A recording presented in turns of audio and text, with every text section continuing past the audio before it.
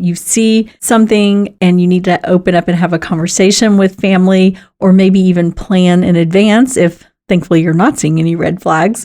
Or in addition, I want to talk about what senior living communities are available and what resources are available if your parent is needing some help but wanting to stay in their home.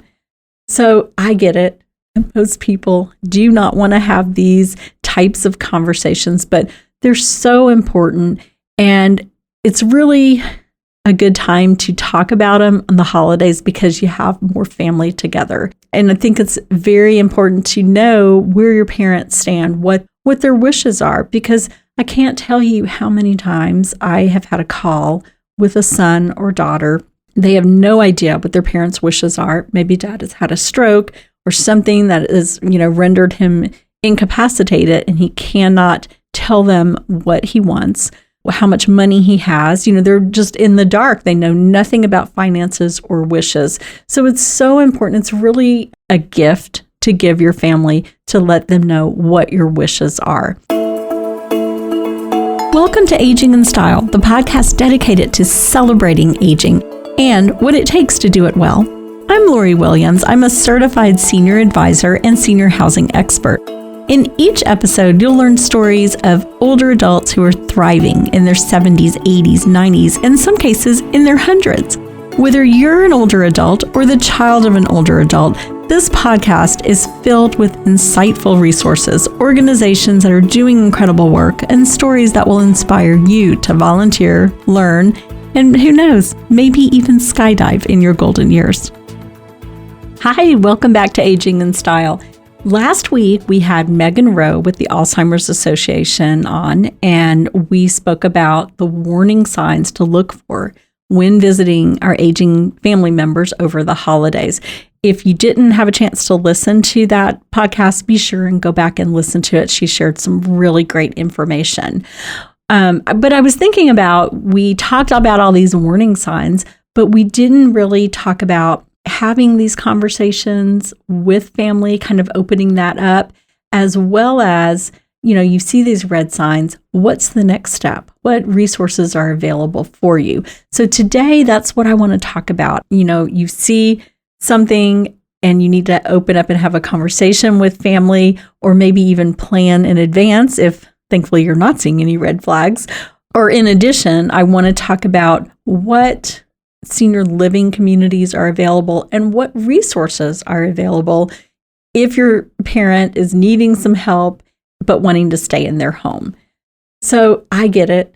Most people do not want to have these types of conversations, but they're so important.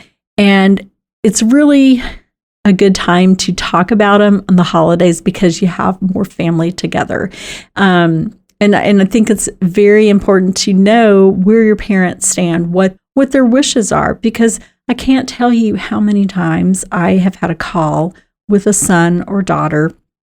They have no idea what their parents' wishes are. Maybe dad has had a stroke or something that is, rendered him incapacitated, and he cannot tell them what he wants, how much money he has. They're just in the dark. They know nothing about finances or wishes. So it's so important. It's really, honestly, we've done a podcast episode before on this where we talked about that it's actually a gift to give your family to let them know what your wishes are. And there's another podcast, I'm going to put a link to it, where we talked about having basically like a book of all your information, or a binder of all the information. And I think it's very important. Go back and listen to that one too. And that may give you some ideas on having these conversations with your family members. So most seniors do not want to leave their house. They want to stay in their home. They want to age in place and remain independent. And you know what? I 100% get that. And I get it more the older that I'm getting. I'm 58 now, so I am deep into senior territory, because they do say you're a senior at age 50. And I will say, it feels weird to me to say I'm a senior, but I guess I am a senior. I feel 25, and so it's all about mindset, right? That's what I believe in. But anyhow, I digress. There was a study done by the AARP, which is the American Association of Retired People, and it found that 77% of Americans, their choice is to age in place, stay in their home, which is fine. People can remain in their home because we're living in a time where there are so many resources that can help you stay home. There's all kinds of technological things. There's services that will come to you, all kinds of great services. So you just have to know about these things. And one of the most important things I do want to say is if you see any red flags, we need to talk and figure out what you're going to have to do to keep them safe. So one of the first red flags or warning signs would be fall risk. And a lot of our seniors, or as we've talked about, over the age of 65, our risk for falling goes way up. That's for everyone. So eliminating fall risk is going to be the most important thing. And one of the things we talked about last week, if you go home and you see that your parents have throw rugs everywhere, there's hallways are cluttered, there's just obvious fall risks. There's not good lighting to the bathroom. Maybe they're looking a little frailer than before and they don't have grab bars or they have a tub. I mean, all of these things are just screaming fall risk, fall risk. So let's take care of those things by, eliminating the clutter, putting in good lighting, adding the grab bars, those types of things, so that we can't ever say 100% they're not going to fall, but let's just eliminate those fall risks. Also, I think it's extremely important for any older adult living at home to have some sort of a medical alert device, a help I've fallen and I can't get up kind of device on them, either a pendant or they have some that look like Fitbits for your wrist, anything like that, because again, we get calls more regularly than I would like to, where mom fell outside and laid outside overnight because she couldn't get to the phone, or dad fell in the bathroom and couldn't let anyone know, and he was there for 2 days. I mean, we don't want this happening. And if we have some sort of a medical alert device, they can press and they can get help to them right away. I've talked on another podcast where a sweet, dear neighbor of mine was 90 years old. Her son had put Alexa, he had put one in her bedroom and one in her kitchen. And she fell one night, 10 o'clock at night, going to get some water. She fell and she cracked her head. And thankfully, she was still conscious. And she remembered to say, Alexa, call Scott, her son. And he was able to be there right away and take care of her. So, I mean, use technology. There's all kinds of great things, all kinds of gadgets too. There's everything you can imagine. So there's so many things more than ever before for our aging population to keep people independent. Assistive devices. Okay, when I say assistive devices, that means a cane or a wheelchair or a walker. Walker is the most common, I would say. I have so many older adults who tell me they don't want to use a walker, and I think it's because they feel like they're embarrassed or whatever. And I'm always saying, turn that around. This is to keep you independent. Think about it that way. This is enabling you to continue to get around and continue with your independence. So if you're noticing mom or dad is really having some mobility issues, it's very important to speak with their doctor, with a physical therapist, get them using an assistive device so that they can remain independent and prevent a fall. Also, if you're staying home, very important to have some outlet to socialize. To isolate is going to cause a decline. I mean, there's no other way to say it. Isolating, sitting in front of a TV all day, you are going to decline. You need to get up. You need to have some exercise, some movement, and some involvement with other people, whether that be through your senior center, through a neighbor, through just walking up and down your street a few times each day, going to the library, the YMCA, volunteering. There's so many ways to get involved. Or if you're not one to get involved, at least get outside and move your body some and get some fresh air. There's also services, so many different services, like there's home care services or personal assistance services where you can have them come in and you tell them what you need done. So it could be maybe reminders to take medication. It could be bathing, dressing. There are so many wonderful services available through home care or personal assistance service. They call them different things, but it's basically the same thing. But you hire them. It's an hourly type thing, pay by the hour or daily. It's just they're all a little bit different in how they charge. But you can have them come in and do basically anything, whether it's provide you transportation to the doctor or make sure you're taking your medication, bathing, dressing, anything at all. Just know, the more you need them, the more time that they're there, the more it is going to cost. So once you've, tried to stay home as long as you can, maybe you're starting to need more care, or maybe you're just like, I don't want to stay in my home. I want to go to a senior living community. Let's talk about that, because there's so many options.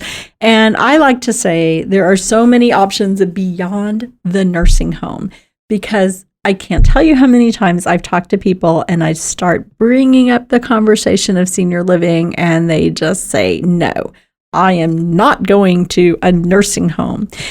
Okay, I'm not trying to send you to a nursing home, because there are so many other great options that are not nursing homes. So I want to touch on these briefly, and then we're going to do podcast episodes going forward where I go into more detail about each type of senior living.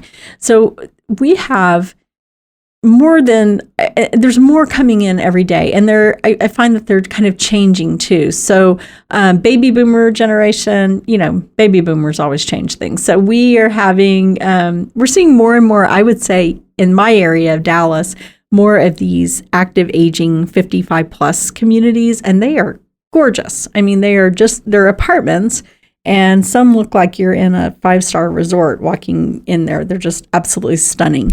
So these are for people who are still very independent. They just don't want to have to maintain a house. They just want to have sort of like a, grab and go lifestyle. Maybe they want to travel, or maybe they just don't want to put up with all the maintenance that you need to do with a house. These are apartments, like I said. They usually have happy hours. They have, different socials and ways to get involved with your neighbors, as little or as much as you want to be involved with them. But you are, very independent, taking care of your own meals. The next step would be independent living, or sometimes called all-inclusive independent, or retirement living. And these are communities that you have your own apartment still, but included in your rent would be your meals. So either 2 or 3 meals a day. Housekeeping is typically included as well. Transportation, and there's transportation on outings that you can go on with as a group. And there's also transportation where they can take you to your doctor's appointments. So this is great for someone who is just needing a little more assistance and they don't want to cook meals anymore. They don't want to do housekeeping. Quite honestly, that sounds really good to me at the moment to not have to think about cooking a meal or cleaning my house. I like it. So that's just really giving people, it kind of gives you a lot of freedom, honestly. It gives you freedom just to do the things you want to do. So maybe you want to do activities and craft or do whatever you want to do. There's all those types of things going on in these communities that you can be, again, as involved as you want. Or if you're one who just wants to sit in front of the TV, you can do that. Although I don't advise that. I think everyone needs to do something. Next step would be assisted living. And this is everything that independent living is, plus there's going to be care.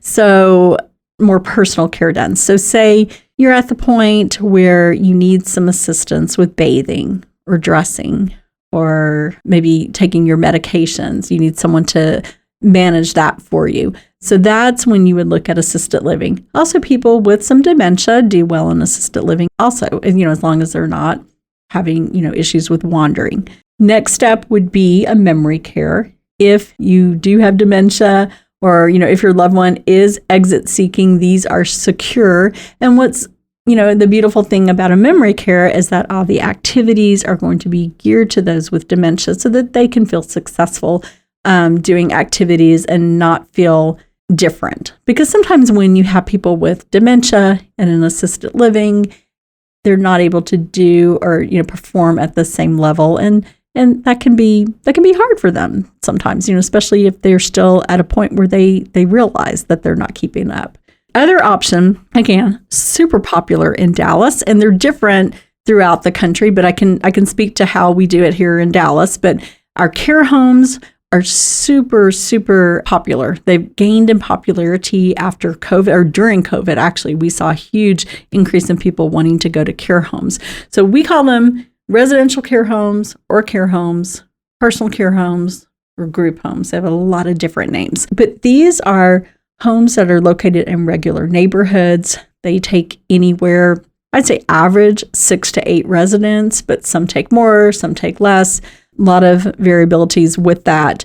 But in these places, most, I would say in our area, and again, I can just speak for Dallas, mostly the people who do well in the care homes are people who have dementia, either like moderate to a little more advanced dementia, or they have some severe mobility issues, or there's someone who just really doesn't want to be in a huge community. They want to be in a house. They like that environment better.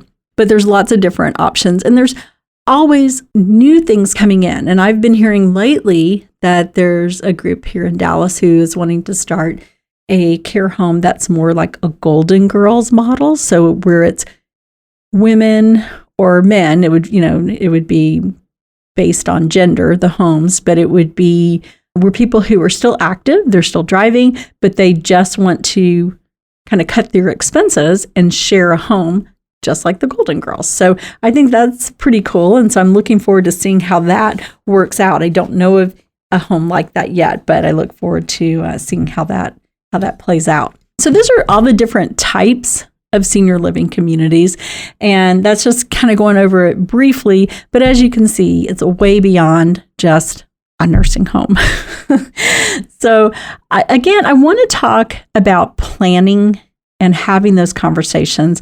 And I would encourage you, if you have not had a conversation with your family, with your parents or grandparents, to try and bring that conversation up in a very respectful manner, at Thanksgiving or Christmas when the family is together. And you can just ask a few questions, kind of feel them out a little bit. If it looks like they're getting, stressed, back off, but just do it in a loving and respectful way. Just, you want to know what their wishes are. You want to honor and respect what they want in their final years. So I think it's very important, as I've said over and over, it's very important to really have those conversations and let them know that you're listening. You want to know what they want. Seniors, like everyone, they don't want to lose control over their lives. They want to stay independent. They don't want you to have to make the decisions for them in their golden years. So it really is important to make those plans with them and know what they want so that you're not trying to guess what to do. So that's why I'm saying the holidays are the best time because you're all there, all of your family. So it's the time to try and have those conversations. Anyhow, I hope this is helpful for you. And if you find value in this, please share it with your friends and family. And you just know that we're here for you as a resource. And as I said, going forward, we are going to break down each type of senior living even further so that you have that knowledge and know what is available out there for your aging family members. Thank you so much for listening, and I hope you enjoy your holidays. Bye-bye.